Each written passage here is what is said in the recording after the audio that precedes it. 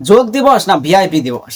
কলকাতার জনজীবন স্তব্ধ করে কার জন্য এই আয়োজন? আন্তর্জাতিক যোগ দিবস উপলক্ষে কলকাতার রেড রোডে প্রধানমন্ত্রী নরেন্দ্র মোদী ও মুখ্যমন্ত্রী শুভেন্দু অধিকারীর উপস্থিতিতে বিশাল অনুষ্ঠানের আয়োজন করা হয়েছে। প্রশাসনের দাবি এটি স্বাস্থ্য সচেতনতা এবং যোগ ব্যায়ামের গুরুত্ব তুলে ধরার একটি আন্তর্জাতিক কর্মসূচি। কিন্তু সাধারণ মানুষের মনে এখন অন্য প্রশ্ন উঠছে, একদিনের যোগ দিবস পালনের জন্য কি গোটা শহরের স্বাভাবিক জীবনযাত্রাকে এতটা ব্যাহত করা জরুরি?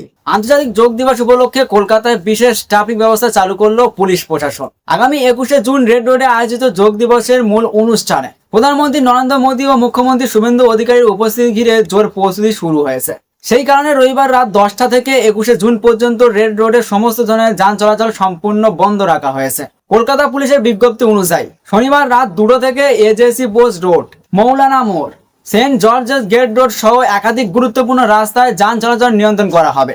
যোগ দিবসের অনুষ্ঠান শেষ না হওয়া পর্যন্ত পণ্যবাহী যানবাহনের ওপরও বিশেষ নিষেধাজ্ঞা জারি থাকবে। কলকাতা পুলিশ ইতিমধ্যেই একাধিক রাস্তা বন্ধ ও যান চলাচলের কড়া নিয়ন্ত্রণের ঘোষণা করেছে। Red Road, Mayor Road, Dufferin Road, Outram Road, Queens Way সহ শহরের গুরুত্বপূর্ণ অংশে যান চলাচল বন্ধ বা সীমিত থাকবে। পণ্যবাহী যানবাহনের ওপরও বিশেষ নিষেধাজ্ঞা জারি করা হয়েছে। কিন্তু এখন প্রশ্ন হচ্ছে, এই সিদ্ধান্তের সবচেয়ে বেশি প্রভাব কার ওপর পড়বে? উত্তর খুবই সহজ, সাধারণ মানুষের ওপর। যে মানুষ প্রতিদিন অফিসে যায়, ব্যবসা করে, হাসপাতালে রোগী নিয়ে যায়, দিন মজুরির কাজ করে কিংবা ছোটখাটো ব্যবসা চালিয়ে সংসার চালায়, তারা এই ট্রাফিক নিয়ন্ত্রণের মূল ভুক্তভোগী। ভিআইপি নিরাপত্তা ও রাজনৈতিক আয়োজনের জন্য সাধারণ নাগরিককে ঘন্টার পর ঘন্টা ভোগান্তি পোহাতে হবে।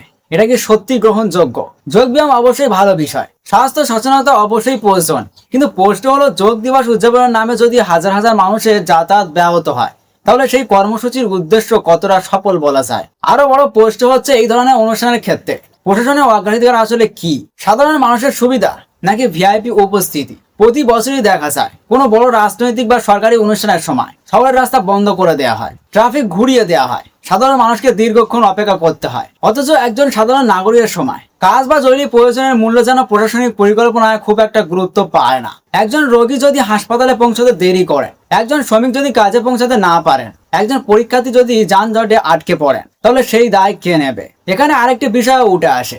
যোগ দিবস মূলত স্বাস্থ্য ও মানসিক সুস্থতার বার্তা দেয়, কিন্তু যে কর্মসূচির জন্য শহরের মানুষের মানসিক চাপ, যানজট, ভোগান্তি এবং অনিশ্চয়তা বাড়ে, সেই আয়োজন কি সত্যি যোগের মূল দর্শনের সঙ্গে সামঞ্জস্যপূর্ণ?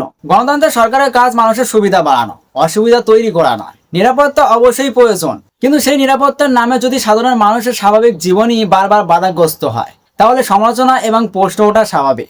আজকে সবচেয়ে গুরুত্বপূর্ণ প্রশ্ন তাই একটাই, যোগ দিবস পালন হবে, হোক, কিন্তু তার জন্য কি গোটা শহরকে ভোগান্তির মধ্যে ফেলে দেওয়াটাই একমাত্র পথ, নাকি এমন পরিকল্পনাও সম্ভব যেখানে নিরাপত্তা থাকবে, অনুষ্ঠানও হবে, আবার সাধারণ মানুষের দৈনন্দিন জীবনও অযথা ব্যাহত হবে না? এই প্রশ্নের উত্তরই আসলে প্রশাসনের জনমুখী মানসিকতার প্রকৃত পরীক্ষা। শেষ প্রশ্ন, একটি সরকারি বা রাজনৈতিকভাবে গুরুত্বপূর্ণ অনুষ্ঠানের ক্ষেত্রে আপনার মতে অগ্রাধিকার কোনটি হওয়া উচিত? ভিআইপি নিরাপত্তা নাকি সাধারণ মানুষের দৈনন্দিন সুবিধা? কমেন্টে জানান আপনার মতামত।